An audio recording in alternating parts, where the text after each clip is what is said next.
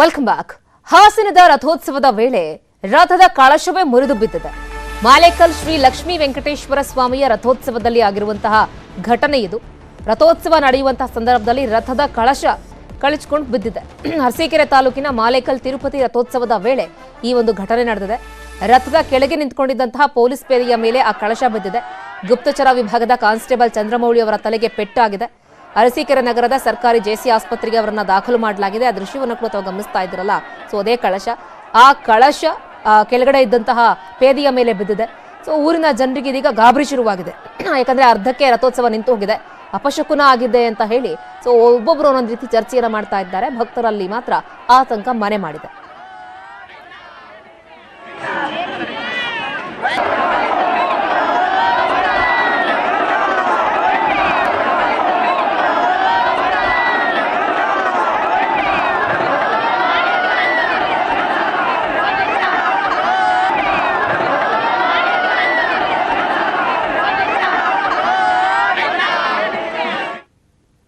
ಬೆಂಗಳೂರಿನ acid ಸಂತ್ರಸ್ತೆಗೆ CM ಕಚೇರಿಯಲ್ಲಿ ಕೆಲಸ ಸಿಕ್ಕಿದೆ. ಕೆಲಸ ಸಿಕ್ಕ ಬಗ್ಗೆ ಸಂತಸವನ್ನ ವ್ಯಕ್ತಪಡಿಸಿದ್ದಾರೆ ಆ ಯುವತಿ ಪ್ರೇಮ. ಬೆಳಗ್ಗೆ ಮುಖ್ಯಮಂತ್ರಿಗಳನ್ನ ಭೇಟಿ ಮಾಡಿ ನನಗೆ ಖುಷಿ ಆಯಿತು ಅಂತ ಹೇಳಿದ್ರು. ಸ್ವಲ್ಪ ದಿನಗಳ ಹಿಂದಷ್ಟೇ, ತಿಂಗಳುಗಳ ಹಿಂದೆ ಸೊ ಒಬ್ಬ ಪ್ರೀತಿಯನ್ನು ನಿರಾಕರಿಸಿದ್ಲು ಅನ್ನೋ ಕಾರಣಕ್ಕೋಸ್ಕರ ಆಸಿಡ್ ಅನ್ನು ಏನು ಹೆಚ್ಚಿದ್ದ. ಸೊ ಆಕೆ ಸಾವು ಬದುಕಿನ ನಡುವೆ ಹೋರಾಡಿ ಸೊ ಕೊನೆಗೂ ಕೂಡ ಯಶಸ್ವಿಯಾದ್ಲು, ಸಾವನ್ನ ಗೆದ್ದು ಬಂದು. ಸೊ ಸರ್ಕಾರದ ಕಡೆಯಿಂದ ಆಕೆಗೆ ಕೆಲಸ ಕೊಡುವಂತಹ ಭರವಸೆ ಕೂಡ ಸಿಕ್ಕಿತ್ತು.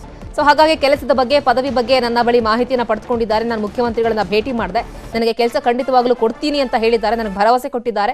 ಹಾಗಾಗಿ ಮುಖ್ಯಮಂತ್ರಿಗಳಿಗೆ ಧನ್ಯವಾದವನ್ನ ತಿಳಿಸ್ತೀನಿ ಅಂತ ಹೇಳಿ ಸಂತ್ರಸ್ತ ಯುವತಿ ಹೇಳಿದ್ದಾರೆ. ಮುಖ್ಯಮಂತ್ರಿಗಳ ಭರವಸೆ ಬಗ್ಗೆ ಕುಟುಂಬಸ್ಥರು ಕೂಡ ಸಂತಸವನ್ನ ವ್ಯಕ್ತಪಡಿಸಿದ್ದಾರೆ.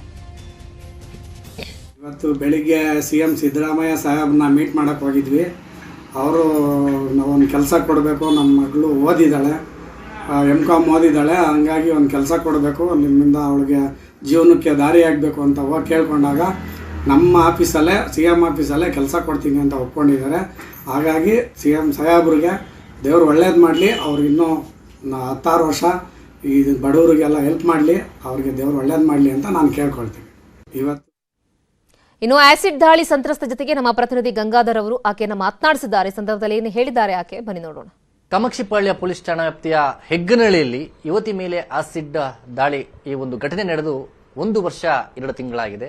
ಈ ಸಂದರ್ಭದಲ್ಲಿ ಯುವತಿ ಸಾವು ಬದುಕಿನ ಮಧ್ಯೆ ಹೋರಾಟ ನಡೆಸಿ ಕೊನೆಗೂ ಕೂಡ ಯುವತಿ ಚೇತರಿಸಿಕೊಂಡು ಸಾವನ್ನ ಗೆದ್ದು ಈಗ ತಾನು ಕೂಡ ದುಡಿಯುವ ಹಂತಕ್ಕೆ ಬಂದಿದ್ದಾಳೆ. ಇವತ್ತು ಮುಖ್ಯಮಂತ್ರಿಗಳನ್ನ ಭೇಟಿ ಮಾಡಿ ಕೆಲಸ ಬೇಕು ಅಂತ ಕೇಳಿದ್ದು, ಮುಖ್ಯಮಂತ್ರಿಗಳು ಕೂಡ ಅದಕ್ಕೆ ಸಕಾರಾತ್ಮಕವಾಗಿ ಸ್ಪಂದನೆಯನ್ನು ಮಾಡಿರುವಂತದ್ದು. ಈಗ ನಮ್ಮ ಜೊತೆಯಲ್ಲಿ ಸಂತ್ರಸ್ತ ಯುವತಿ ಇದ್ದಾಳೆ, ಅವರನ್ನೇ ಮಾತಾಡಿಸ್ತೀನಿ. ಘಟನೆ ಆಗಿ 1 ವರ್ಷ ಆಯ್ತು, ಇನ್ನೇನು ಯುವತಿ 45% ಎಲ್ಲ ಕೂಡ ಬರ್ನ್ ಆಗಿರುವಂತದ್ದು, ಚೇತರಿಸ್ಕೊಂಡಿದ್ದೀರಿ. ಈ ಒಂದು ವಿಚಾರದ ಬಗ್ಗೆ ಏನು ಹೇಳ್ತೀರಿ? ಇಲ್ಲ ಅಂದರೆ ಸರ್ಜರೀಸ್ ಎಲ್ಲ ಆಗ್ತಾ ಇದೆ. ಮಂತ್ಲಿ 1 ಸರ್ಜರಿ ಮಾಡ್ತಾ ಇದ್ದಾರೆ. ಸ್ವಲ್ಪ ಟೈಮ್ ಕೊಟ್ಟು ಮಂತ್ಲಿ 1 ಸರ್ಜರಿ ಮಾಡೋಣ ಅಂತ ಹೇಳಿದ್ದಾರೆ. ಈ ಮಂತ್ ಸರ್ಜರಿ ಆಗಿದೆ, ಇನ್ನು ನೆಕ್ಸ್ಟ್ ಮಂತಿಗೆ ಬನ್ನಿ ಅಂತ ಹೇಳಿದ್ದಾರೆ. ಈ ವಿಲ್ ಪವರ್ ಕಾರಣ ಏನು ಅಂತ? ನಮ್ಮ ಫ್ಯಾಮಿಲಿ ಸಪೋರ್ಟ್ ತುಂಬ ಚೆನ್ನಾಗಿದೆ. ಫ್ಯಾಮಿಲಿಯಿಂದನೇ ಎಲ್ಲ ಇಷ್ಟ ಆಗಿದೆ. ಅವರಿಲ್ಲ ಅಂದರೆ ಆಗ್ತಾ ಇರಲಿಲ್ಲ. ಫ್ಯಾಮಿಲಿ ಸಪೋರ್ಟ್ ತುಂಬ ಚೆನ್ನಾಗಿದೆ.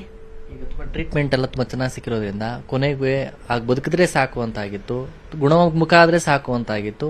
ಈಗ ಕೆಲಸ ದುಡಿತೀನಿ ಅಂತ ಮುಂದಾಗಿದ್ದೀರಿ. ಹೌದು, ನಾನು ಕೆಲಸಕ್ಕೆ ಅಂತ CM ಹತ್ರ ಎಲ್ಲ ಕೇಳಿದಾಗ ಅದಾಗುತ್ತೆ ಅಂತ ಹೇಳಿದರು.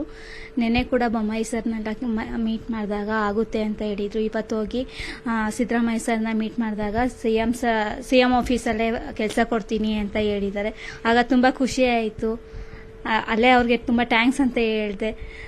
ನೀನು ನಾಳೆಯಿಂದನೇ ಬರಮ್ಮ ಬೇಕಂದ್ರೆ ಆಫೀಸ್ಗೆ, ನಾನು ಕೆಲಸ ಕೊಡ್ತೀನಿ ಅಂತ ಅಂದರು. ಅವಾಗ ಕೇಳಿದಾಗ ತುಂಬ ಖುಷಿ ಆಯಿತು. ಏನು ಕೇಳಿದ್ರು ಮುಖ್ಯಮಂತ್ರಿಗಳನ್ನ ಭೇಟಿ ಮಾಡಿ? ಏನು ಹೇಳಿದ್ರಿ ನೀವು ಅವ್ರ ಹತ್ರ? ಏನು ನೀವು ಮನವಿ ಮಾಡಿದ್ದು? ಅವರು ನಿಮ್ಮನ್ನ ಯಾವ ಥರ ಏನೇನು ಕೇಳಿದ್ರು? ಏನು ಅದಕ್ಕೆ ರೆಸ್ಪಾನ್ಸ್ ಮಾಡಿದ್ರು? ಮನವಿ ಅಂದರೆ ಫಸ್ಟ್ ನಂಗೆ ಬೇಕಾಗಿದ್ದೆ ಜಾಬು, ನಂಗೆ ಗೌರ್ಮೆಂಟ್ ಜಾಬ್ ಬೇಕು ಅಂತ ಕೇಳಿದಾಗ ಸರಿ ನಾನು ಕೊಡ್ತೀನಿ, ನೀನು ಏನೇ ಪ್ರೊಸೀಜರ್ ಇದ್ರೂ ಎಲ್ಲ ನಾನು ಮಾಡಿಕೊಡ್ತೀನಿ. MCom ಓದಿದ್ದೆ, MCom ಬೇಸಿಸಲ್ಲೇ ನಿಂಗೆ ಕೆಲಸ ಕೊಡ್ತೀನಿ, CM ಆಫೀಸಲ್ಲೇ ಕೆಲಸ ಕೊಡ್ತೀನಿ, ಮಂಡೇ ಬಾ ನೀನು ಅಂತ ಹೇಳಿದ್ದಾರೆ. ವಿಧಾನಸೌಧಕ್ಕೆ ಮಂಡೇ ಬಾ ನೀನು ಅಂತ ಹೇಳಿದ್ದಾರೆ.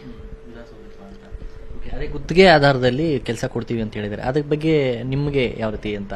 ಕೆಲಸ ಸಿಕ್ಕರೆ ಅಷ್ಟು ಮಾತ್ರ ಸಾಕು ಅನ್ನೋ ಥರನ? ಅಂದರೆ ಇವಾಗ ಕೆಲಸ ಸಿಕ್ಕಿದೆ, ಮುಂದೆ ನನ್ನ ಲೈಫ್ನ ನಾನು ಲೀಡ್ ಮಾಡ್ಕೊಬೋದು. ಮುಂದೆ ಹೇಗಾಗುತ್ತೆ ಅಂತ ನೋಡೋಣ. ಇವಾಗ ಕೆಲಸ ಸಿಕ್ಕಿದೆಯಲ್ಲ, ಫಸ್ಟು ಕೆಲಸ ಸಿಗಬೇಕು ಅಂತ ಅಂದ್ಕೊಂಡಿದ್ದೆ. ಇವಾಗ ಕೆಲಸ ಸಿಕ್ಕಿದೆ.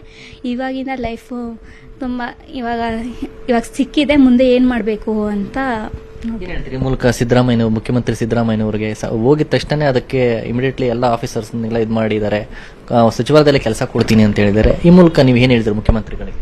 ಅವ್ರಿಗೆ ತುಂಬ ಥ್ಯಾಂಕ್ಸ್ ಹೇಳೋಕ್ಕೆ ಇಷ್ಟಪಡ್ತೀನಿ. ಯಾಕಂದರೆ ಇವತ್ತೇ ಫಸ್ಟ್ ಟೈಮ್ ಅವ್ರನ್ನ ಮೀಟ್ ಮಾಡಿದ್ದು. ಹೋಗಿ ಇಷ್ಟಕ್ಕೆ ಮಾತಾಡ್ಸಿದ್ರು. ಏನು ಡಾಕ್ಯುಮೆಂಟ್ಸ್ ತಂದಿದ್ಯಾ ಕೊಡಿ ಅಂದರು. ಎಲ್ಲ ಡಾಕ್ಯುಮೆಂಟ್ಸ್ ಕೊಟ್ಟಾಗ ನಾನು ಮಾತಾಡ್ತೀನಿ ಅಂದ್ಬಿಟ್ಟು ಅವರೆಲ್ಲ ಮೀಟಿಂಗ್ ಮಾಡಿ ಅಲ್ಲೇ ಬಂದು ನನಗೆ ಹೇಳಿದ್ರು, ನಿಮಗೆ CM ಆಫೀಸಲ್ಲೇ ನಿಮಗೆ ಕೆಲಸ ಕೊಡ್ತೀನಿ, ನಾನು ಮಾಡ್ಕೊಂಡು ಕೊಡ್ತೀನಿ, ನೀನೇನು ಭಯ ಪಡಬೇಡ, ಎಲ್ಲದಕ್ಕೂ ನಾವು ಇದ್ದೀವಿ ಅಂತ ಹೇಳಿದ್ರು. ಇದಿಷ್ಟು ಸಂತ್ರಸ್ತ ಯುವತಿಯ ಮಾತು. ಕ್ಯಾಮರಾ ಪರ್ಸನ್ ರವಿ ಜೊತೆ ಗಂಗಾಧರ್ ವಾಗ್ಟಾ, ನ್ಯೂಸ್ 18 ಕನ್ನಡ, ಬೆಂಗಳೂರು.